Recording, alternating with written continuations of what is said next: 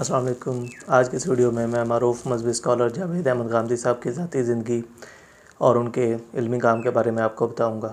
मैं जितनी इन्फॉर्मेशन भी आपको प्रोवाइड करूंगा वो गामदी साहब की अपनी किताब मकामात से ली गई है और कुछ इन्फॉर्मेशन विकिपीडिया से ली गई है। जावेद अहमद गामदी साहब 7 अप्रैल 1952 को ज़िला पाकपतन के एक छोटे से गाँव जीवन शाह में पैदा हुए। आपके वालिद का नाम मोहम्मद तुफ़ैल जुनैदी था, जो कि बेसिकली एक सूफ़ी बुज़ुर्ग थे। आपकी फ़ैमिली में आप 3 बहन भाई थे, 2 बहनें आपसे बड़ी थीं और तीसरे ख़ुद गामदी साहब थे। मैट्रिक तक आपने तालीम इस्लामिया हाई स्कूल पाकपतन से हासिल की। आपके वालिद साहब चाहते थे कि आप स्कूल की तालीम के साथ साथ दीनी तालीम भी हासिल करें, इसलिए स्कूल की तालीम के दौरान ही आपने मौलवी नूर अहमद से अरबी और फ़ारसी की तालीम हासिल की। मैट्रिक करने के बाद आपने 1967 में लाहौर आ गए और 1972 में आपने गवर्नमेंट कॉलेज से इंग्लिश लिटरेचर और फ़िलासफ़ी में ग्रेजुएशन की। आप 1973 से ऑनवर्ड्स मौलाना मदूदी साहब और अमीन हसन इस्लाई साहब के ज़ेर साया रहे। आप 1977 तक जमात इस्लामी के रुकन भी रहे और अमीन हसन इस्लाई साहब के बारे में, उनसे मुलाकात के बारे में गांधी साहब लिखते हैं या उनसे पहचान के बारे में लिखते हैं कि मैं मौलाना हमीदुद्दीन फ़राई साहब की कोई किताब देख रहा था, उन्होंने मुझे बहुत ज़्यादा इम्प्रेस किया। कुरान के वो स्कॉलर हैं, तो उनकी किताब के दिबाचे में मौलाना अमीन हसन इस्लाई साहब का नाम लिखा हुआ था। तो मुझे बड़ा तजस्सुस हुआ कि मुझे मौलाना अमीन हसन इस्लाई साहब से मिलना चाहिए। मुझे कहीं से पता चला कि वो लाहौर से बाहर किसी गाँव में रहते हैं और किसी दोस्त ने बताया कि डॉक्टर इसरार साहब उनको जानते हैं।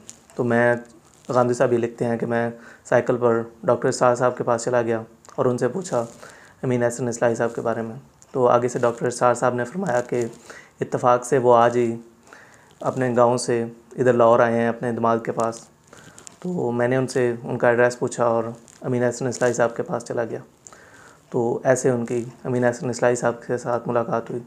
10 साल तक आपने अमीन हसन इस्लाई साहब के पास कुरान पढ़ा। इसके बाद आपने 1983 में अपना एक इदारा अल-मौरिद कायम किया इस्लाम के ऊपर तहकीक के लिए। आपने 1983 में इस्लाम के ऊपर इल्मी और फ़िक्री काम करना स्टार्ट किया। इससे पहले आपने यानी कि इस्लाम का इल्म हासिल करते रहे, लेकिन इस्लाम के ऊपर रिसर्च करना आपने 1983 में स्टार्ट की।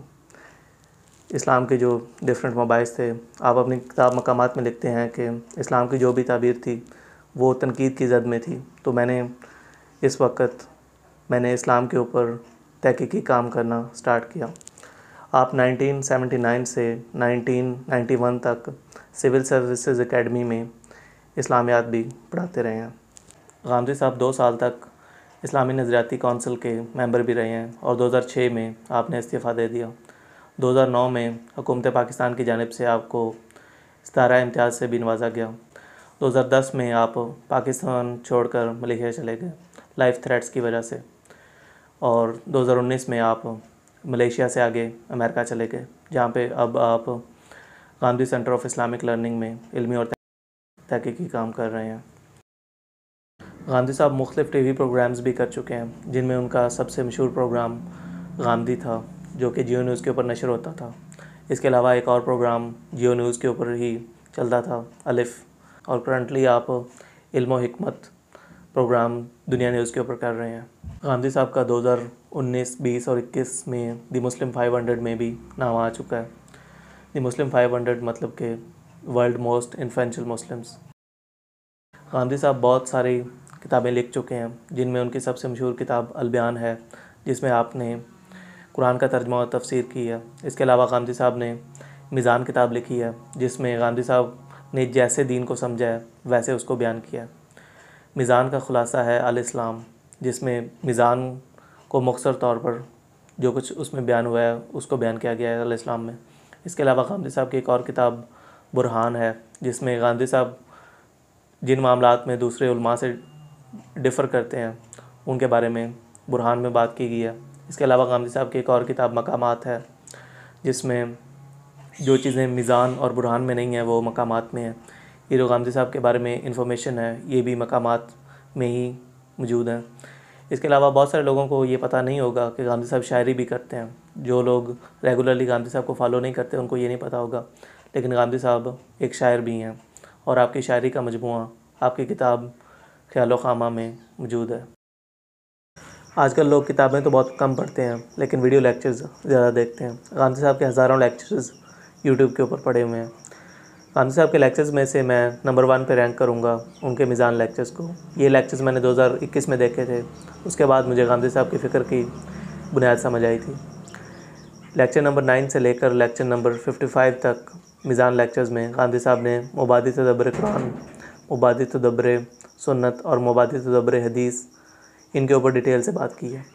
और अगर आप ये लेक्चर्स देखेंगे तो जो ट्रेडिशनल मजहबी फ़िक्र है उसके हवाले से क्या चीज़ें हैं जिनके ऊपर हमें गौर व फिक्र करने की ज़रूरत है, उसके हवाले से भी आपको चीज़ें क्लियर होंगी।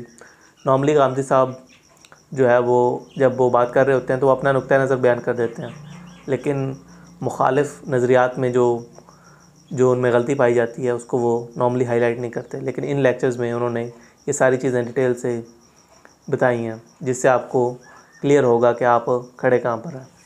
दूसरे नंबर पर मैं गांधी साहब की एक और लेक्चर सीरीज़ सजेस्ट करूँगा, रिस्पांस टू 23 क्वेश्चंस।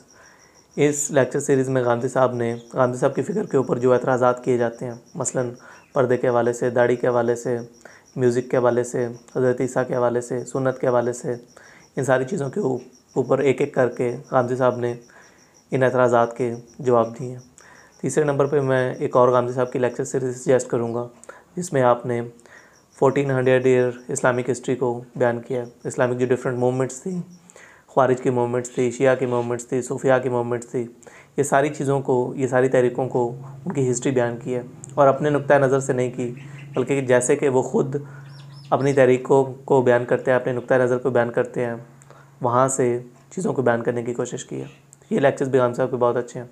चौथे नंबर पर मैं गांधी साहब की एक और लेक्चर सीरीज़ सजेस्ट करूँगा जिसमें आपने 4 लेक्चर्स दिए थे इमाम अबू हनीफ़ा, इमाम मालिक, इमाम शाफ़ी और इमाम अहमद बिन हंबल के ऊपर। उनकी आप बायोग्राफ़ी ही बयान की है उसमें, उनकी फ़िक़्ह के ऊपर और उनकी लाइफ हिस्ट्री के ऊपर। हिस्ट्री के हवाले से इंसान को बड़ा अच्छा लगता है जब आप हिस्ट्री के बारे में कुछ जानें। ये लेक्चर्स मैंने रमज़ान में देखे थे, तो आपके पास भी अगर टाइम हो तो ये लेक्चर्स ज़रूर देखिएगा।